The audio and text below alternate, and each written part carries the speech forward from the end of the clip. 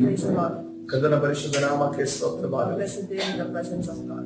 ಆಶೀರ್ವದಿಸಲ್ಪಟ್ಟಂತ ದಿನದಲ್ಲಿ ಕರ್ತನ ಸನ್ನಿಧಾನಕ್ಕೆ ನಾವು ಸೇರಿ ಬಂದಿದ್ದೇವೆ. Please open your Bibles to Proverbs chapter 18. ಈ ಸಮಯದಲ್ಲಿ ನಿಮ್ಮ ಸತ್ಯವೇದವರ ಜ್ಞಾನೋಕ್ತಿ 18ನೇ ಅಧ್ಯಾಯ Verse number 21. 21ನೇ ವಚನಕ್ಕೆ ನಮ್ಮ ಸತ್ಯವೇದ ತಿರುಗಿಸೋಣ. Proverbs chapter 18, verse number 21. ಜ್ಞಾನೋಕ್ತಿ 18ನೇ ಅಧ್ಯಾಯ 21ನೇ ವಚನ. Let's read the word. ವಾಕ್ಯವನ್ನು ಓದಿಕೊಳ್ಳೋಣ. The tongue has the power of life and death, and those who love it will eat its fruit.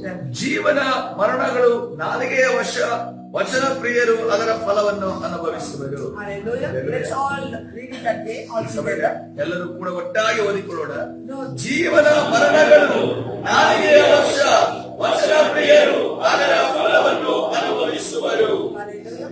Church, the Bible teaches us the secret that are in our words that comes out of our mouth. ಸಭೆ ಸತ್ಯವೇದ ನಮಗೆ ನಮ್ಮ ಬಾಯಿ ಮಾತಿನಲ್ಲಿರುವಂತಹ ರಹಸ್ಯಗಳನ್ನ ಇವತ್ತಿನ ದಿವಸ ಕಲಿಸಿಕೊಡುತ್ತದೆ. God's word created this world.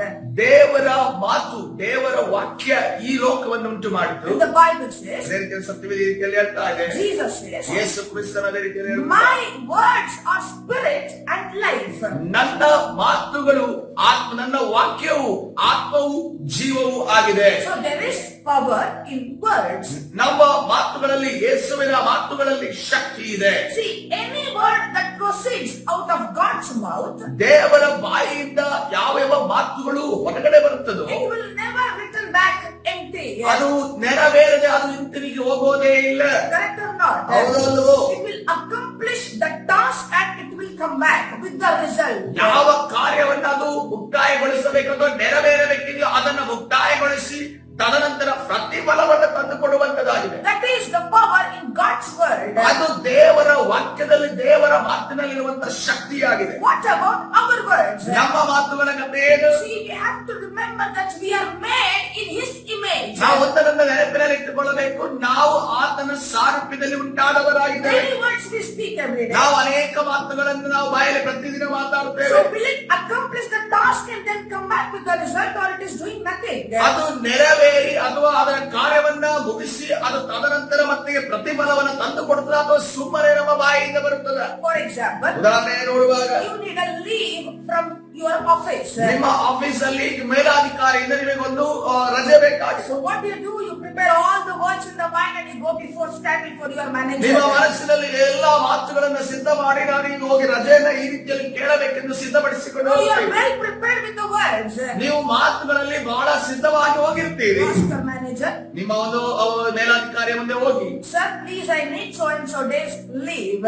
ನನಗೆ ಈ ರೀತಿ ದಿನದಲ್ಲಿ ಈ ರೀತಿಯಲ್ಲಿ ನನಗೆ ರಜೆ ಬೇಕು ಅಂತ The ಕೇಳ್ತೀರಿ. boss says, ನಿಮ್ಮ ಒಂದು ಮೇಲಾಧಿಕಾರಿ ಈ ರೀತಿಯಲ್ಲಿ ಹೇಳ್ತಾರೆ, no, I will not apply, I will grant the leave. ನಾನು ನಿನಗೆ ಯಾವುದೇ ಕಾರಣಕ್ಕೂ ರಜೆ ಕೊಡೋದಿಲ್ಲ ಅಂತ What ಹೇಳ್ತಾರೆ. happened to your words now? ನಿಮ್ಮ ಒಂದು ಮಾತಿನ ಕಥೆ ಈಗ ಏನು? You spoke, ನೀವು ಮಾತನಾಡಿದ್ರಿ, but nothing happened. ಆದ್ರೆ ಅಲ್ಲಿ ಏನು ನಡೆಯಲಿಲ್ಲ. What did you get in return? ನಿಮಗೆ ಪ್ರತಿಫಲ ಏನು ಸಿಕ್ತು? Nothing you got. ಏನೂ ಸಿಗಲಿಲ್ಲ. Empty words.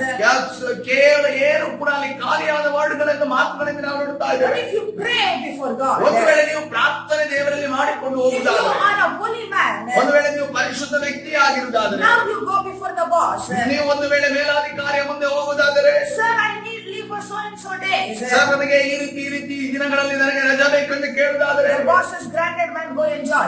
ನಿನ್ನ ಮೇಲಾಧಿಕಾರಿ ಹೇಳ್ತಾರೆ, ಹೌದಪ್ಪ ನಿನಗೆ ರಜೆ ಕೊಡ್ತೇನೆ, ಹೋಗಿ ನೀನು ಖುಷಿ ಪಡು, ಸಂತೋಷ ಪಡು ಅಂತ ಹೇಳ್ತಾರೆ. So you come up with a testimony. ನೀನು ಒಂದು ಸಾಕ್ಷಿಯೊಂದಿಗೆ ನೀನು ಸಭೆಗೆ ಬರುತ್ತೀಯ. See, now your words are not wasted. ನಿನ್ನ ಒಂದು ಮಾತುಗಳಲ್ಲಿ ವ್ಯಕ್ತವಾಗಲಿಲ್ಲ ಎಂದು ನೋಡ್ತೇವೆ. You spoke, ನೀನು ಮಾತನಾಡಿದಿ, came back with the result. ಅದು ಒಂದು ಪ್ರತಿಫಲದೊಂದಿಗೆ ಅದು ನಿನ್ನ ಪ್ರತ್ಯುತ್ತರವಾಗಿ ಮತ್ತೆ ನಾವು ನೋಡ್ತೇವೆ. See, there is power in your word. ನಿಮ್ಮ ಮಾತುಗಳಲ್ಲಿ ಶಕ್ತಿ ಇದೆ ನೋಡ್ರಿ. Like this, when our words are filled with the anointing. ಈ ರೀತಿಯಲ್ಲಿ ನಮ್ಮ ಮಾತುಗಳು ಅಭಿಷೇಕದಿಂದ ತುಂಬಿಕೊಂಡಿದ್ದಾವೆ. Hallelujah. Hallelujah. See, God honors our words and He glorifies our words. ದೇವರು ನಮ್ಮ ಮಾತುಗಳನ್ನು ಗೌರವಿಸುತ್ತಾನೆ ಮತ್ತು ದೇವರು ಆತನ ಮಹಿಮೆಯನ್ನು ಅದರ ಮುಖಾಂತರವಾಗಿ ತೋರಿಸುತ್ತಾನೆ. Joshua, he was a man like us. ಯೋಶುವನು ನಮ್ಮ ರೀತಿಯಲ್ಲಿ ಇರುವಂತ ಮನುಷ್ಯನಾಗಿದ್ದಾನೆ. He was not an angel of God. ಆತನ ಯಾವುದೇ ದೇವದೂತನಲ್ಲ, He was not even God. ಆತನ ದೇವರು ಅಲ್ಲ. He was just an ordinary man like you and me. ಆದ್ರೆ ನನ್ನ ನಿಮ್ಮ ರೀತಿಯಲ್ಲಿ ಆ ಒಂದು ಸಾಮಾನ್ಯವಾದ ಮನುಷ್ಯರಾಗಿದ್ದ. So many years he was the servant of Moses. ಆತನು ಅನೇಕ ವರ್ಷಗಳ ಕಾಲ ಆತನು ಮೋಶೆಗೆ ಒಂದು ಸೇವಕನಾಗಿ ಆತನು ಒಂದು ಜೊತೆಯಲ್ಲಿದ್ದಂತ ಜೊತೆಗಾರನಾದ ಸೇವಕನಾಗಿದ್ದ. Joshua sees the sun. ಯೋಶನು ಅಲ್ಲಿ ಸೂರ್ಯನನ್ನು ನೋಡುತ್ತಾನೆ. He said, "Sun, stop at Gibeon." ಸೂರ್ಯನಿಂದ ಗಿಬ್ಯೋನಿನಲ್ಲಿ ನಿಲ್ಲು ಎಂದು ಹೇಳುತ್ತಾರೆ. He saw the moon. ಅದನ್ನು ಚಂದ್ರನನ್ನು ನೋಡುತ್ತಾರೆ. He said, "Moon, stop at Ayalon." ಆಯಲೋನ್ ತಗ್ಗಿನಲ್ಲಿ ನೀನು ನಿಲ್ಲು ಎಂದು ಹೇಳುತ್ತಾರೆ. They really stopped. ಅದು ಅಲ್ಲಿ ವಾಸ್ತವವಾಗಿ ನಿಂತು ಹೋಯಿತು ಎಂದು ನಾವು ನೋಡುತ್ತಾರೆ. Hallelujah. Hallelujah. Universe stopped. ಅಲ್ಲಿ ಸಂಪೂರ್ಣವಾಗಿ ಭೂಮಂಡಲವೇ ಅಥವಾ ಸಂಪೂರ್ಣ ಗ್ಯಾಲಕ್ಸಿಯೇ ನಿಂತು ಹೋಯಿತು ಎಂದು ನಾವು ನೋಡುತ್ತಾರೆ. Just for a man word. ಕೇವಲ ಒಂದು ಮಾತಿಗೆ, ಒಂದು ಮನುಷ್ಯನ ಮಾತಿನ ಮುಖಾಂತರ The sun listened to it. ಆತನ ಮಾತಿಗೆ ಆ ಒಂದು ಸೂರ್ಯನ ಮಾತು ಕೇಳಿದರೆಂದು The ನಾವು moon ನೋಡುತ್ತಾರೆ. also obeyed it. ಚಂದ್ರನು ಕೂಡ ಆತನ ಮಾತನ್ನು ಕೇಳಿಸಿಕೊಂಡು ನಿಂತರೆಂದು ನಾವು Can you ನೋಡುತ್ತೇವೆ. imagine, church, the power that God has kept in our words? ಆಲೋಚನೆ ಮಾಡ್ರೆ, ಹಾಗಾದ್ರೆ ನಮ್ಮ ನಾಲಿಗೆಯಲ್ಲಿ ಅಥವಾ ನಮ್ಮ ಬಾಯಲ್ಲಿ ಬರುವಂತ ಮಾತುಗಳ ಮೇಲೆ ದೇವರು ಇಟ್ಟಿರುವಂತ ಶಕ್ತಿ ಎಷ್ಟಿದೆ ಅನ್ನೋ ಆಲೋಚನೆ ಮಾಡಿ. Elijah spoke to the rain. ಎಲಿಯನು ಮಳೆಯ ಜೊತೆ ಮಾತನಾಡಿದನು. 3.5 years. 3.5 ವರ್ಷಗಳ The ಕಾಲ Lord going to rain in this land. ಈ ಒಂದು ಪ್ರದೇಶದಲ್ಲಿ ಇನ್ನು ಮಳೆ ಆಗಕೂಡದೆಂದು The ಮಾತನಾಡಿದನು. Bible says it did not rain. ಸತ್ಯವೇದ ಹೇಳ್ತಾ ಇದೆ, ಆ 3.5 ವರ್ಷಗಳ ಕಾಲ ಮಳೆ ಆಗಲಿಲ್ಲ ಎಂದು ನಾವು ನೋಡುತ್ತೇವೆ. After 3.5 years, 3.5 ವರ್ಷ ಆದ ನಂತರ once again he spoke to the clouds. ಮತ್ತೆ ತದನಂತರ ಆತನು ಮೋಡಗಳ ಜೊತೆ ಈ ರೀತಿಯಲ್ಲಿ It ಮಾತನಾಡುತ್ತಾನೆ. will rain. ನೀನೀಗ ಮಳೆಯನ್ನು ಗೆರೆಯಬೇಕೆಂದು ಹೇಳುವಾಗ And it rain. ಅದು ಮಳೆ ಗರೆಯಿತೆಂದು ನಾವು ನೋಡುತ್ತಾ ಇದ್ದೇವೆ. That's the power in our words. ಅದು ನಮ್ಮ ಬಾಯಿ ಮಾತಿನಲ್ಲಿರುವಂತಹ ಶಕ್ತಿಯಾಗಿದೆ. Many a time this has happened even in your life. ಅನೇಕ ಬಾರಿ ನಿಮ್ಮ ಜೀವನದಲ್ಲಿ ಕೂಡ ಇದು ನಡೆದಿದೆ. You wanted to stop the rain. ನೀವು ಮಳೆಯನ್ನು ನಿಲ್ಲಿಸಬೇಕೆಂದು You were ಬಯಸುತ್ತೀರಿ. going for some important work. ಯಾವುದೋ ಒಂದು ಪ್ರಾಮುಖ್ಯವಾದ ಕೆಲಸಕ್ಕೆ ನೀವು ಹೋಗುತ್ತಿರುತ್ತೀರಿ. Prayed. ನೀವು ಪ್ರಾರ್ಥನೆ ಮಾಡಿದ್ದೀರಿ. And it stopped raining. ಆದ್ರೆ ಆ ಕ್ಷಣವೇ ಮಳೆಯು ನಿಂತು ಹೋಗಿದೆ ಅಂತ ಸಾಕ್ಷಿಗಳಿದ್ದಾವೆ. You have it. ನೀವು ಅದನ್ನ ಸಾಕ್ಷಿಗಳನ್ನು ಹೊಂದಿಕೊಂಡಿದ್ದೀರಿ. Many times as a farmer, ಅನೇಕ ಜನರು ಅನೇಕ ಬಾರಿ ನೋಡುವುದು ರೈತರಾಗಿ you wanted the rain. ನಿಮಗೆ ಮಳೆ ಬೇಕಾಗುವ ಸಂದರ್ಭದಲ್ಲಿ You prayed and God gave you the ನೀವು rain. ಪ್ರಾರ್ಥನೆ ಮಾಡಿದ್ರೆ ಮಳೆ ಬರುವಂತೆ ಕರ್ತನ ಮಾಡಿದ್ದಾರೆ. That's the power in our words. ಅದು ನಮ್ಮ ಬಾಯಿ ಮಾತಿನಲ್ಲಿರುವಂತಹ ಶಕ್ತಿಯಾಗಿದೆ. Hallelujah. Hallelujah. Even God created man. ದೇವರು ಮನುಷ್ಯರನ್ನು ಉಂಟು ಮಾಡಿದ್ದಾರೆ. God created us. ದೇವರು ನಮ್ಮನ್ನು ಉಂಟು ಮಾಡಿದಾಗ He gave us the ability to speak. ಆತನು ನಮಗೆ ಮಾತನಾಡುವಂತಹ ಸಾಮರ್ಥ್ಯವನ್ನು ಕೊಟ್ಟನು. See, God gave us the language to speak. ದೇವರು ನಮಗೆ ಮಾತನಾಡುವುದಕ್ಕೆ ಒಂದು ಭಾಷೆಯನ್ನು ಕೊಟ್ಟನು. See, the thoughts we get in our mind, ನಮ್ಮ ಮನಸ್ಸಿನಲ್ಲಿ ಯಾವ ಆಲೋಚನೆಗಳು ಬರುತ್ತದೋ we express through our words. ನಮ್ಮ ಮಾತುಗಳ ಮುಖಾಂತರವಾಗಿ ಅದನ್ನು ನಾವು ವ್ಯಕ್ತಪಡಿಸುತ್ತೇವೆ. See, this ability, ಈ ಒಂದು ಸಾಮರ್ಥ್ಯ, this power ಈ ಒಂದು ಶಕ್ತಿ is not given to other creatures. ಬೇರೆ ಯಾವುದೇ ಸೃಷ್ಟಿಗಳಿಗೆ ಕೊಡಲ್ಪಟ್ಟಿಲ್ಲ. Why? What is the reason? ಇದಕ್ಕಿರುವಂತ ಕಾರಣ See, ಏನಾಗಿದೆ? even angels don't have this ability. ದೇವದೂತರಿಗೂ ಕೂಡ ಈ ಒಂದು ಕ್ಷಮತೆ ಸಾಮರ್ಥ್ಯ ಇಲ್ಲ ಎಂದು ನಾವು Whatever ಹೇಳ್ತೇವೆ. God says, ದೇವರು ಏನನ್ನು ಹೇಳುತ್ತಾನೋ only that much they can speak. ಅಷ್ಟು ಮಾತ್ರವೇ ಅವರು ಮಾತನಾಡಬೇಕು. Whatever God says, ದೇವರು ಏನನ್ನ ಕೇಳಿ ಕಳುಹಿಸುತ್ತಾನೋ only that much they can do. ಅದನ್ನು ಮಾತ್ರ ಅವರನ್ನು ಮಾಡಬೇಕು ಮತ್ತು ಅವರು ತಿಳಿಸಬೇಕು. They cannot add anything. ಅವರು ಯಾವುದಕ್ಕೂ ಕೂಡ ಸೇರಿಸುವುದಕ್ಕೆ ಸಾಧ್ಯವಿಲ್ಲ. They cannot subtract anything. ಯಾವುದೇ ಕಾರಣಕ್ಕೂ ಯಾವುದನ್ನು ಕೂಡ ತೆಗೆದು ಅಥವಾ ನಿಲ್ಲಿಸಿ ಮಾತನಾಡುವುದಕ್ಕೆ ಅವರಿಗೆ That is ಅವಕಾಶ what ಇಲ್ಲ. Gabriel says. ಅದಕ್ಕೋಸ್ಕರವಾಗಿ ಗಬ್ರಿಯೇಲನು ಈ ರೀತಿಯಲ್ಲಿ ಹೇಳ್ತಿದ್ದಾನೆ, I have brought the good news from God. ನಾನು ದೇವರಿಂದ ಬಂದವನಾಗಿ ದೇವರ ಸನ್ನಿಧಿ ಸೇವಕನಾಗಿ ಅಲ್ಲಿಂದ ನಿನಗೆ ಶುಭ ಸಮಾಚಾರವನ್ನು That's what the ತಂದಿದ್ದೇನೆ. ability are given to angels of God. ಆ ದೇವದೂತರಿಗೆ ಕೊಟ್ಟಂತಹ ಒಂದು ಕ್ಷಮತೆ ಸಾಮರ್ಥ್ಯ ಅಷ್ಟೇ ಆಗಿದೆ. Angels cannot express like us. ದೇವದೂತರು ತಮ್ಮಗಿರುವಂತಹ ಎಲ್ಲ ಒಂದು ಭಾವನೆಗಳನ್ನ ಅವರು ವ್ಯಕ್ತಪಡಿಸುವುದಕ್ಕೆ ಅವರಿಗೆ ಅವಕಾಶ We ಇದೆ. have that ability to express through our words. ನಮಗೆ ಆ ಒಂದು ಭಾವನೆಗಳನ್ನ ವ್ಯಕ್ತಪಡಿಸುವುದಕ್ಕೆ ಕರ್ತನು ಅವಕಾಶವನ್ನು ಕೊಟ್ಟಿದ್ದಾರೆ. See, angels, they cannot express their feelings. ದೇವದೂತರ ಅವರಿಗೆ ಒಳಗಡೆ ಆಗುವಂತ ಆ ಭಾವನೆಗಳನ್ನ ಅವರು ವ್ಯಕ್ತಪಡಿಸುವುದಕ್ಕೆ ಅವರಿಗೆ ಅವಕಾಶ ಇದೆ. Whatever God says, ದೇವರು ಏನನ್ನ ಹೇಳ್ತಾರೋ that much they can speak. ಅಷ್ಟು ಮಾತ್ರವೇ ಅವರು God ಮಾತನಾಡಬೇಕು. gives him the one sentence. ದೇವರು ಒಂದು ವೇಳೆ ಒಂದು ವಾಕ್ಯವನ್ನ ಒಂದು ಮಾತನ್ನ ಮಾತ್ರ He can ಕೊಡುತ್ತಾರೆ. speak at only one sentence. ಕೇವಲ ಒಂದು ಮಾತು ಅಥವಾ ಒಂದು ವಾಕ್ಯವನ್ನು ಮಾತ್ರ ಹೇಳಿ But when ಹೋಗಬೇಕು. God created you and ಆದ್ರೆ me, ದೇವರು ನಿಮ್ಮನ್ನು ನಮ್ಮನ್ನು ಉಂಟು ಮಾಡುವಾಗ He has given us free will. ಆದರೂ ನಮಗೆ ಒಂದು ಸ್ವಾತಂತ್ರ್ಯವನ್ನ ಕೊಟ್ಟಿದ್ದಾನೆ. Hallelujah. Hallelujah. So when you understand the power in your words, ನೀವು ಯಾವಾಗ ನಿಮ್ಮ ಮಾತಿನಲ್ಲಿರುವಂತಹ ಶಕ್ತಿಯನ್ನು ನೀವು ಅರ್ಥ you ಮಾಡಿಕೊಳ್ಳುತ್ತೀರೋ know what you should speak. ನೀವು ಏನನ್ನ ಮಾತನಾಡಬೇಕೆಂದು ನಿಮಗೆ ಗೊತ್ತಾಗುತ್ತದೆ. See, God has given us a sound mind. ದೇವರು ನಮಗೆ ಒಂದು ಸ್ವಸ್ಥ ಬುದ್ಧಿಯನ್ನು ನಮಗೆ He has ಕೊಟ್ಟಿದ್ದಾನೆ. given us words. ಆತನು ನಮಗೆ ಮಾತುಗಳನ್ನು ಕೊಟ್ಟಿದ್ದಾನೆ. Then why don't you speak the good words? ಹಾಗಾದ್ರೆ ಒಳ್ಳೆಯ ಮಾತುಗಳನ್ನು ಯಾಕೆ ನಾವು ಆಡಬಾರದು? Then why don't you speak faithful words? ಯಾಕೆ ನಂಬಿಕೆಯ ಮಾತುಗಳನ್ನು ಯಾಕೆ ಆಡಬಾರದು? Why don't you speak the the wonders of God? ಯಾಕೆ ದೇವರ ಮಾತುಗಳನ್ನ ಮಾತನಾಡಬಾರದು? Why don't you speak the glorifying words of God? ಯಾಕೆ ದೇವರನ್ನ ಮಹಿಮೆಪಡಿಸುವಂತ ಮಾತುಗಳನ್ನ Just let ಮಾತಾಡಬಾರದು? me share a secret with you. ಈಗ ಒಂದು ರಹಸ್ಯವನ್ನು ನಿಮ್ಮ ಜೊತೆ ನಾನು ಹಂಚಿಕೊಳ್ಳಲು ಬಯಸ್ತೇನೆ. Whatever is filled in our heart, ನಮ್ಮ ಹೃದಯದಲ್ಲಿ ಏನು ಅಡಗಿಕೊಂಡಿದೆಯೋ that's come outside of our mouth. ಅದು ನಮ್ಮ ಬಾಯಿಯಿಂದ ಹೊರಗಡೆ ಬರುತ್ತದೆ. The Bible says, ಹೌದು, ಸತ್ಯವೇದ ಈ ರೀತಿಯಲ್ಲಿ ಹೇಳ್ತಾ ಇದೆ. out of the abundance of heart, ನಮ್ಮ ಹೃದಯದಲ್ಲಿ ತುಂಬಿಕೊಂಡಿರುವುದೇ the mouth speaks. ನಮ್ಮ ಬಾಯಿ ಮಾತನಾಡುತ್ತದೆ ಎಂದು ನಾವು ನೋಡ್ತಾ Where do you ಇದ್ದೇವೆ. get this verse? ಇದು ಈ ವಾಕ್ಯದಲ್ಲಿ ನಿಮಗೆ ಸಿಗುತ್ತದೆ. Matthew chapter 12, ಮತ್ತಾಯನ ಸುವಾರ್ತೆ 12ನೇ ಅಧ್ಯಾಯ verse number 34. 34ನೇ ವಚನ.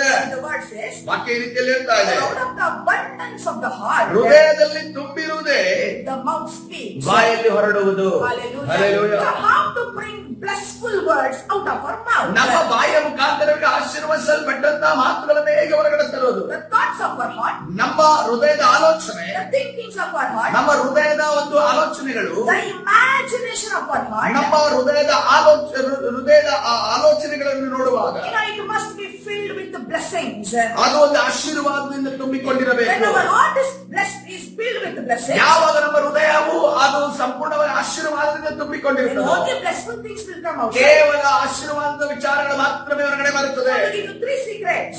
3 ರಹಸ್ಯಗಳನ್ನು ನಿಮಗೆ ಕೊಡುತ್ತೇನೆ. How to bring out only blissful words out of our mouth. ಕೇವಲ ನಮ್ಮ ಬಾಯಿಯ ಮುಖಾಂತರವಾಗಿ ಆಶೀರ್ವಾದ ನುಡಿಗಳು ಮಾತ್ರ ಬರಬೇಕೆನ್ನುವಂತ ಒಂದು ವಿಚಾರಕ್ಕೆ ರಹಸ್ಯ ಏನು ಅಂತಂದರೆ, Number 1, ಮೊದಲನೇದಾಗಿ Christ must be filled within our heart. ನಮ್ಮ ಹೃದಯದಲ್ಲಿ ಕ್ರಿಸ್ತನು ತುಂಬಿಕೊಂಡಿರಬೇಕು. Hallelujah. Hallelujah. That's when God made our body. ದೇವರು ನಮ್ಮ ಶರೀರವನ್ನ ಮಾಡುವಾಗ He has given us many organs. ಆತನು ನಮಗೆ ಅನೇಕ ಅಂಗಾಂಗಗಳನ್ನು ಕೊಟ್ಟಿದ್ದಾನೆ. We have all head, right? ನಮಗೆ ಎಲ್ಲರಿಗೂ ಕೂಡ ತಲೆ ಇದೆಯಲ್ಲ, ತಲೆ ಇದೆಯಾ? ತಲೆ ಇದೆಯಲ್ಲ, ಇದೆಯಲ್ಲ? Okay. We have all head. ನಮಗೆ ತಲೆ ಇದೆ, We have hands. ನಮಗೆ ಕೈಗಳಿದಾವೆ, We have lungs. ನಮಗೆ We have ಶ್ವಾಸಕೋಶಗಳಿದಾವೆ, heart. ನಮಗೆ ಹೃದಯ ಇದೆ, We have stomach. ನಮಗೆ ಹೊಟ್ಟೆ ಇದೆ, We have legs. ನಮಗೆ ಕಾಲುಗಳಿದಾವೆ. What did God say? ದೇವರು ಏನನ್ನ ಹೇಳಿದನು? Which part of our body did Jesus choose to live? ಯಾವ ಒಂದು ಪ್ರದೇಶವನ್ನ ಕರ್ತನು ಇರುವುದಕ್ಕೆ ಅದನ್ನು ಆರಿಸಿಕೊಂಡನು? Did Jesus say, I want to stay in your head? ನಿನ್ನ ತಲೆಯಲ್ಲಿ ನಾನು ಇರಬೇಕೆಂದು ಆತನು ಬಯಸಿದನು. What did he say? ಅದನ್ನ ಏನ್ ಹೇಳಿದನು? He said, I want your heart. ನಿಮ್ಮ ಹೃದಯ ನಮಗೆ ಬೇಕಾಗಿದೆ ಎಂದು ಹೇಳಿದನು. Hallelujah. Hallelujah. So why do you think God chose heart? ದೇವರು ನಮ್ಮ ಹೃದಯವನ್ನ ಯಾಕೆ ಆರಿಸಿಕೊಂಡನು? The very problem begins with heart.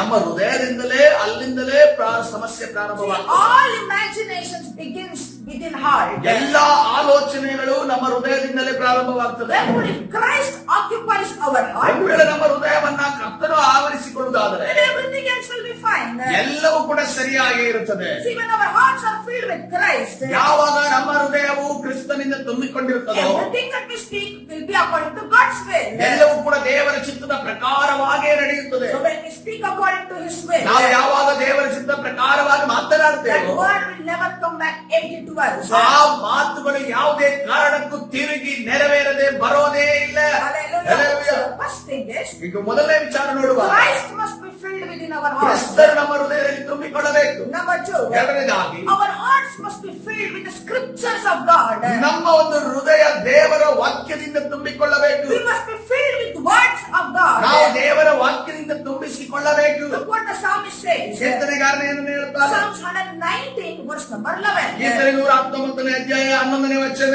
So what the psalmist says? ಕೀರ್ತನೆಗಾರನು ಏನನ್ನು ಹೇಳ್ತಾನೆ? I have hidden your word in my heart that I might not sin against you. ನಿನಗೆ ವಿರೋಧವಾಗಿ ಪಾಪ ಮಾಡದಂತೆ ನಿನ್ನ ನುಡಿಗಳನ್ನು ನನ್ನ ಹೃದಯದಲ್ಲಿಟ್ಟುಕೊಂಡಿದ್ದೇನೆ. To control your tongue. ನಮ್ಮ ನಾಲಿಗೆಯನ್ನು ನಾವು ನಿಯಂತ್ರಣದಲ್ಲಿ How ಇಟ್ಟುಕೊಳ್ಳಬೇಕು. to tame our words. ನಮ್ಮ ಒಂದು ಮಾತುಗಳನ್ನು ಯಾವ ರೀತಿಯಲ್ಲಿ ನಿಯಂತ್ರಣದಲ್ಲಿ ಇಟ್ಟುಕೊಳ್ಳಬೇಕು? The Bible says ಸತ್ಯವಾದ ರೀತಿಯಲ್ಲಿ we ಹೇಳ್ತಾ need ಇದೆ. to have the scriptures in our heart. ನಮ್ಮ ಹೃದಯದಲ್ಲಿ ನಮ್ಮ ದೇವರ ವಾಕ್ಯವನ್ನು ನಾವು ಇಟ್ಟುಕೊಳ್ಳಬೇಕು. As much as possible by heart the scriptures of God. ನಮಗೆ ಎಷ್ಟು ಸಾಧ್ಯವೋ ಅಷ್ಟು ನಾವು ದೇವರ ವಾಕ್ಯವನ್ನು ನಾವು ಬಯಹಾಟ ಮಾಡಬೇಕಾಗಿದೆ, ಕಂಠಪಾಠ ಮಾಡಬೇಕಾಗಿದೆ. In my childhood days, ನನ್ನ ಒಂದು ಬಾಲ್ಯದ ದಿನಗಳಲ್ಲಿ we used to by heart the scriptures of ಆ God. ದೇವರ ವಾಕ್ಯವನ್ನ ಕಂಠಪಾಠ ಮಾಡ್ತಾ ಇದ್ದೆ. So whenever we used to get summer holidays, ಯಾವಾಗ ನನಗೆ ರಜಾ ದಿನಗಳು ಸಮ್ಮರ್ ಹಾಲಿಡೇಸ್ see, ಸಿಗುತ್ತಿತ್ತು. it's like just yesterday I finished my exam, ನಿನ್ನೆ ದಿವಸ ನನ್ನ ಎಕ್ಸಾಮ್ ಮುಗಿಸಿದೆ. and today my dad will start in the morning. ಮುಂಜಾನೆಯಲ್ಲೇ ನನ್ನ ತಂದೆ ಪ್ರಾರಂಭ ಮಾಡ್ತಾ See, ಇದ್ರು. from today onwards, every day he will give me a by heart scripture. ನನ್ನ ತಂದೆ ಆ ರಜಾ ದಿನಗಳಲ್ಲಿ ಈ ರೀತಿಯಲ್ಲಿ ಹೇಳ್ತಿದ್ದರು, ಪ್ರತಿದಿನವೂ ಕೂಡ ಒಂದು ವಾಕ್ಯವನ್ನು ನನಗೆ ನೀನು ಕಂಠಪಾಠ ಮಾಡಿ I ಹೇಳಬೇಕು. still remember the first scripture that I I by hearted was Psalm chapter 34 verses from 11 to 14. ನನಗೆ ತಂದೆ ನನಗೆ ಬಯಾಟ್ ಮಾಡುವುದಕ್ಕೆ ಕೊಟ್ಟಂತ ಆ ಒಂದು ಕೀರ್ತನೆ ಭಾಗ ಯಾವುದೆಂದು ನೋಡುವಾಗ ಕೀರ್ತನೆ 34ನೇ ಅಧ್ಯಾಯ 1ರಿಂದ 11 to 14. 11ರಿಂದ 14 That ವಚನಗಳು. was my first scripture that I by hearted in my childhood days. ನನ್ನ ಬಾಲ್ಯದ ದಿನಗಳಲ್ಲಿ ನಾನು ಕಂಠಪಾಠ ಮಾಡಿದಂತ ಮೊದಲನೇ ಒಂದು ದೇವರ ವಾಕ್ಯದ ನೋಡುವಾಗ ಕೀರ್ತನೆ 34ರಿಂದ 11ರಿಂದ 14. In the morning I used to by heart. ನಾನು ಮುಂಜಾನೆಯಲ್ಲಿ ಕಂಠಪಾಠ ಮಾಡ್ತಾ By ಇದ್ದೆ. evening I was supposed to give him the scriptures. ಸಂಜೆ ಒಳಗಡೆ ಆ ವಾಕ್ಯವನ್ನು ನಾನು ಕಂಠಪಾಠ ಮಾಡಿ ಅವರಿಗೆ ಹೇಳಬೇಕಾಗಿತ್ತು. One day our pastor told me like this. ಒಂದು ದಿವಸ ಒಬ್ಬ ಸೇವಕರು ಈ ರೀತಿಯಲ್ಲಿ ಹೇಳಿದ್ರು, Tomorrow when you come back, Priyanka, give me the whole chapter, Psalm chapter 84 by heart. ನಾಳೆ ನೀನು ಬರುವುದರೊಳಗೆ ಕೀರ್ತನೆ 84ನೇ ಅಧ್ಯಾಯವನ್ನು ಸಂಪೂರ್ಣವಾಗಿ ಕಂಠಪಾಠ ಮಾಡಿ ಬರಬೇಕು. Those days only by heart, that whole chapter 84 was difficult. ಆ ದಿನಮಾನಗಳಲ್ಲಿ ಆ ಒಂದು ಕೀರ್ತನೆ 84ನೇ ಅಧ್ಯಾಯ ಸಂಪೂರ್ಣವಾಗಿ ಕಂಠಪಾಠ ಮಾಡಿ ಬರುವುದು ಬಹಳ ಕಷ್ಟಕರವಾಗಿ. All the Bible college students were there. ಎಲ್ಲ ಬೈಬಲ್ ಕಾಲೇಜ್ ಸ್ಟೂಡೆಂಟ್ಸ್ ಎಲ್ಲ ಇದ್ರು. I was in 9th standard. ನಾನು 9ನೇ ಕ್ಲಾಸ್ ನಲ್ಲಿ ಹೋಗ್ತಾ ಇದ್ದೆ. I gave the whole Psalm chapter 84 in front of all of them. ನಾನು ಕೀರ್ತನೆ 84ನೇ ಅಧ್ಯಾಯವನ್ನ ಅವರೆಲ್ಲರ ಮಧ್ಯದಲ್ಲಿ ನಾನು ಆ ಕಂಠಪಾಠ ಮಾಡಿ ಅವರಿಗೆ ಹೇಳಿದೆ. Psalm chapter 1, Psalm chapter 23, Psalm chapter 15. ಕೀರ್ತನೆ 1, ಕೀರ್ತನೆ 23, ಕೀರ್ತನೆ 15ನೇ ಅಧ್ಯಾಯ, Isaiah chapter 41. ಯೆಶಾಯ ಪ್ರವಾದನೆಗಳಿಂದ 41ನೇ All ವಚನ. of those scriptures I had to by heart. ಎಲ್ಲವೂ ಕೂಡ ನಾನು ಬಯಾಟ್ ಮಾಡಿ ಹೇಳಬೇಕಾಗಿತ್ತು. Now today I understand Hallelujah. how useful these words are in my life. ಇವತ್ತಿನ ದಿವಸ ಆವತ್ತಿನ ದಿವಸ ನಾನು ಮಾಡಿದ ಕಂಠಪಾಠ ಇವತ್ತು ನನಗೆ ಯಾವ ರೀತಿಯಲ್ಲಿ ಉಪಯೋಗವಾಗ್ತಿದೆ ಅನ್ನೋದನ್ನ ನಾನು ಇವತ್ತಿನ ದಿವಸ ಗಮನಿಸ್ತಿದ್ದೆ. How useful it is to my ministry. ನನ್ನ ಒಂದು ಸೇವೆಗೆ ಇದು ಎಷ್ಟು ಉಪಯೋಗವಾಯ್ತು ನೋಡ್ರಿ. So what the Bible says in Psalms 119 verse 103. ಆ ಸತ್ಯವೇದ ಈ ಕೀರ್ತನೆ 119ನೇ ಅಧ್ಯಾಯ 103ನೇ ವಚನ ಏನನ್ನ ಹೇಳ್ತದೆ? How sweet are your words to my taste, sweeter than honey to my mouth. ನಿನ್ನ ನುಡಿಗಳು ನನ್ನ ನಾಲಿಗೆಗೆ ಎಷ್ಟೋ ರುಚಿಯಾಗಿವೆ, ನಾವು ನನ್ನ ಬಾಯಿಗೆ ಜೇನು ತುಪ್ಪಕ್ಕಿಂತಲೂ ಸಿಹಿಯಾಗಿವೆ. Hallelujah. Hallelujah. So second thing, our hearts must be filled with the scriptures of God. ಎರಡನೇ ವಿಚಾರ ಏನು? ನಮ್ಮ ಹೃದಯ ದೇವರ ವಾಕ್ಯದಿಂದ ತುಂಬಿಕೊಳ್ಳಬೇಕು. When you open your mouth, only the words of God will come out. ಯಾವಾಗ ಬಾಯಿ ತೆರೆದಿರೋ ಆವಾಗ ದೇವರ ವಾಕ್ಯ ಮಾತ್ರವೇ ಆ ಬಾಯಲ್ಲಿ ಬರಬೇಕು. So number 3. ಮೂರನೇದಾಗಿ So our heart must be filled with the Holy Spirit. ನಮ್ಮ ಹೃದಯವು ಪರಿಶುದ್ಧಾತ್ಮನಿಂದ ತುಂಬಿಕೊಳ್ಳಬೇಕು. So when we are filled with the Holy Spirit, ಯಾವಾಗ ನಾವು ಪರಿಶುದ್ಧಾತ್ಮನಿಂದ when our ತುಂಬಿಕೊಂಡಿರ್ತೇವೆ, heart is filled with the Holy Spirit, ನಮ್ಮ ಹೃದಯವು ಯಾವಾಗ ಪರಿಶುದ್ಧಾತ್ಮನಿಂದ ತುಂಬಿಕೊಂಡಿರ್ತೇವೆ, Holy Spirit will pour out the love of Christ inside our heart. ಪರಿಶುದ್ಧಾತ್ಮನು ಯೇಸುವಿನ ಪ್ರೀತಿಯನ್ನು ನಮ್ಮ ಹೃದಯದ ಒಳಗಡೆ ಸುರಿಯುತ್ತಾನೆ. So when our hearts are filled with the love of Christ, ಯಾವಾಗ ನಾವು ಯೇಸುವಿನ ಪ್ರೀತಿ ನಮ್ಮ ಹೃದಯದಲ್ಲಿ ತುಂಬಿಕೊಳ್ಳುತ್ತದೋ only good words will come out of our mouth. ಒಳ್ಳೆಯ ಮಾತುಗಳು ಮಾತ್ರವೇ ನಮ್ಮ ಬಾಯಿಂದ ಹೊರಗಡೆ ಬರುತ್ತವೆ. Faith-filled words will proceed out of our mouth. ನಂಬಿಕೆಯ ಮಾತುಗಳು ಮಾತ್ರವೇ ನಮ್ಮ ಬಾಯಿಂದ ಬರುತ್ತವೆ. Encouraging words will proceed out of our mouth. ಉತ್ಸಾಹಪಡಿಸುವಂತಹ ಮಾತುಗಳು ಬಾಯಿಂದ ಮಾತ್ರವೇ Or ಬರುತ್ತವೆ. merciful words will come out of our mouth. ದಯೆಯುಳ್ಳಂತಹ ಮಾತುಗಳು ಮಾತ್ರವೇ ನಮ್ಮ ಹೃದಯದಿಂದ ಬರುತ್ತವೆ. Forgiving words will come out of our mouth. ಕ್ಷಮಿಸುವಂತಹ ಮಾತುಗಳು ಮಾತ್ರವೇ ನಮ್ಮ ಹೃದಯದಿಂದ ಬರುತ್ತದೆ. Today God is speaking to you. ಇವತ್ತಿನ ದಿವಸ ದೇವರು ನಿಮ್ಮ ಜೊತೆ There ಮಾತನಾಡುತ್ತಿದ್ದಾನೆ. is authority in your tongue. ನಿಮ್ಮ ನಾಲಿಗೆ ಮೇಲೆ ದೇವರ ಅಧಿಕಾರವನ್ನು So ಇಟ್ಟಿದ್ದಾನೆ. you need to learn how to control the words and how to speak out the word. ಯಾವ ರೀತಿಯಲ್ಲಿ ನಮ್ಮ ಮಾತುಗಳನ್ನು ನಿಯಂತ್ರಣದಲ್ಲಿ ಇಟ್ಟುಕೊಳ್ಳಬೇಕು ಅಥವಾ ಅದೇ ರೀತಿಯಲ್ಲಿ ಯಾವ ರೀತಿಯಲ್ಲಿ ಮಾತನಾಡಬೇಕು When ಅನ್ನೋದನ್ನ your ಅರ್ಥ heart ಮಾಡಿ. is filled with the Holy Spirit, ಯಾವಾಗ ಪರಿಶುದ್ಧಾತ್ಮನಿಂದ ನಿಮ್ಮ ಹೃದಯವು you ತುಂಬಿಕೊಂಡಿರುತ್ತದೋ need not be afraid of to speak anything. ಯಾವ ವಿಚಾರದಲ್ಲಿ ಯಾವ ವಿಚಾರವೂ ಕೂಡ ಯಾರ ಮುಂದೆಯೂ ಕೂಡ ಮಾತನಾಡೋದಕ್ಕೆ ಭಯಪಡುವ ಅಗತ್ಯವಿಲ್ಲ. Because the words that are coming, that is from God. ಯಾಕಂದ್ರೆ ಆ ಸಮಯದಲ್ಲಿ ನಿಮ್ಮ ಬಾಯಿಯಿಂದ ಬರುವಂತ ಎಲ್ಲಾ ಮಾತುಗಳು ದೇವರಿಂದ ಬರುವಂತ ಮಾತುಗಳಾಗಿರುತ್ತವೆ. Holy Spirit speaking through you. ಪರಿಶುದ್ಧಾತ್ಮರು ನಿಮ್ಮ ಮುಖಾಂತರ ಮಾತನಾಡುತ್ತಿರುತ್ತಾರೆ. There are just 3 things. ಇವತ್ತಿನ ದಿವಸ 3 ವಿಚಾರ. How to have the authority in our tongue. ನಮ್ಮ ನಾಲಿಗೆ ಮುಖಾಂತರವಾಗಿ ನಾವು ಅಧಿಕಾರವನ್ನು ಹೇಗೆ ಪಡೆದುಕೊಳ್ಳಲು Be ಸಾಧ್ಯ? filled with the Christ. ನಾವು ಕ್ರಿಸ್ತನಿಂದ ನಾವು ತುಂಬಿಕೊಳ್ಳಬೇಕು. Number 2, be filled with the words of God. ಎರಡನೇದಾಗಿ ದೇವರ ವಾಕ್ಯದಿಂದ ನಮ್ಮ ಹೃದಯ Number ತುಂಬಿಕೊಳ್ಳಬೇಕು. 3, be filled with the Holy Spirit. ಮೂರನೇದಾಗಿ ಪರಿಶುದ್ಧಾತ್ಮನಿಂದ ನಮ್ಮ ಹೃದಯ Then ತುಂಬಿಕೊಳ್ಳಬೇಕು. every word that you speak will be a blessing to everyone. ಆ ಸಮಯದಲ್ಲಿ ನೀವು ಮಾತನಾಡುವ ಎಲ್ಲಾ ಮಾತುಗಳು ಅದು ಎಲ್ಲರಿಗೂ ಒಂದು ಆಶೀರ್ವಾದವಾಗಿರುತ್ತದೆ. This is the word of the ಇದು Lord. ದೇವರ ವಾಕ್ಯವಾಗಿದೆ. Hallelujah. Hallelujah. In the authority of the tongue, we have to speak. ನಾವು ನಾಲಿಗೆ ಮೇಲೆ ಅಧಿಕಾರದ ನಿಮಿತ್ತವಾಗಿ ನಾವು ಮಾತನಾಡಬೇಕು. Hallelujah. So Hallelujah. God bless everyone according to Proverbs chapter 18 verse number 21. ದೇವರ ಜ್ಞಾನೋಕ್ತಿ 18ನೇ ಅಧ್ಯಾಯ 21ನೇ ವಚನದ ಪ್ರಕಾರವಾಗಿ ದೇವರು ನಿಮ್ಮನ್ನೆಲ್ಲರನ್ನು ಆಶೀರ್ವದಿಸುತ್ತಾರೆ. ಕರ್ತನ ಸನ್ನಿಧಾನದಲ್ಲಿ ಸಮಯದಲ್ಲಿ ಪ್ರಾರ್ಥನೆ ಮಾಡಿ ಕೊರೋನಾ ಪರಿಶುದ್ಧನಾದ ದೇವರೇ ನಿನ್ನ ನಾಮಕ್ಕೆ ಸ್ತೋತ್ರ. ಹೌದು ಸ್ವಾಮಿ, ನಿನ್ನ ಮಾತಿನಲ್ಲಿರುವಂತ ಅಧಿಕಾರಿ ನಿನ್ನ ಮಾತಿನಲ್ಲಿರುವಂತ ಸಮಾಧಾನ ಕರ್ತನೆ ಇವತ್ತಿನ ದಿವಸ ನಾವು ಅರಿತುಕೊಂಡಿರೋದುಂಟು ಕರ್ತನೆ ರಾಜ. ಆ ಮಾತನ್ನ ಕರ್ತನೆ ನಮ್ಮ ಹೃದಯದಲ್ಲಿ ತುಂಬಿಕೊಂಡು ಕರ್ತನೆ ನಿನ್ನನ್ನೇ ನಾವು ನಮ್ಮ ಹೃದಯದಲ್ಲಿ ತುಂಬಿಕೊಂಡು ಪರಿಶುದ್ಧಾತ್ಮನನ್ನ ಕರ್ತನೆ ನಮ್ಮ ಹೃದಯದಲ್ಲಿ ತುಂಬಿಕೊಂಡು ನಾವು ಮಾತನಾಡುವ ಹಾಗೆ ನಮಗೆ ಸಹಾಯದಸ್ತವನ್ನ ಚಾಚುರಿಸಪ್ಪ. ಇವತ್ತಿನ ದಿವಸ ನಮ್ಮ ನಾಲಿಗೆಯ ಮಾತುಗಳನ್ನ ನಾವು ನಿಯಂತ್ರಣದಲ್ಲಿ ಇಟ್ಟುಕೊಳ್ಳುವ ಹಾಗೆ ಅದರ ನಿಯಂತ್ರಣವನ್ನ ನಿನ್ನ ಕೈಗೆ ಒಪ್ಪಿಸುವ ಹಾಗೆ ನಮಗೆ ಸಹಾಯದಸ್ತವನ್ನ ಚಾಚು. ನಮ್ಮ ಬಾಯಿಂದ ಆಶೀರ್ವಾದ ವಚನಗಳು, ಶ್ರಮಿಸುವಂತಹ ವಚನಗಳು, ದಯೆಯ ವಚನಗಳು ಕರ್ತನೇ ರಾಜ, ಇನ್ನೊಬ್ಬರಿಗೆ ಸಮಾಧಾನ ಪಡಿಸುವಂತಹ ಮಾತುಗಳು ಬರುವ ಹಾಗೆ ನಮಗೆ ಸಹಾಯದಸ್ತವನ್ನ ಚಾಚು. ಆದರೆ ಕರ್ತನೆ ಅನೇಕ ಬಾರಿ ಕರ್ತನೆ ಸೈತಾನನ ನಮ್ಮ ಕುತಂತ್ರದಿಂದ ಕರ್ತನೆ ನಮ್ಮ ಬಾಯಿ ಮಾತಿನಲ್ಲಿ ಸ್ವಾಮಿ ಕರ್ತನೆ ತಪ್ಪುವ ಹಾಗೆ ಕರ್ತನೆ ರಾಜ ಈ ಲೋಕ ಸಂಬಂಧವಾದ ಮಾತುಗಳು ಬರುವ ಹಾಗೆ ಮಾಡುವಂತಹ ಎಲ್ಲಾ ಸೈತಾನನ ಕಾರ್ಯಗಳನ್ನ ನಜರೇತಿನ ಯೇಸುವಿನ ನಾಮದಲ್ಲಿ ಬಂಧಿಸಿ ಮುರಿದಾಡಿ ಕರ್ತನೆ ನಮಗೆ ಅದರಿಂದ ಬಿಡುಗಡೆ ನೀನು ಕೊಡು ದಯಪಾಲಿಸಬೇಕಾಗಿ ಸ್ತೋತ್ರ.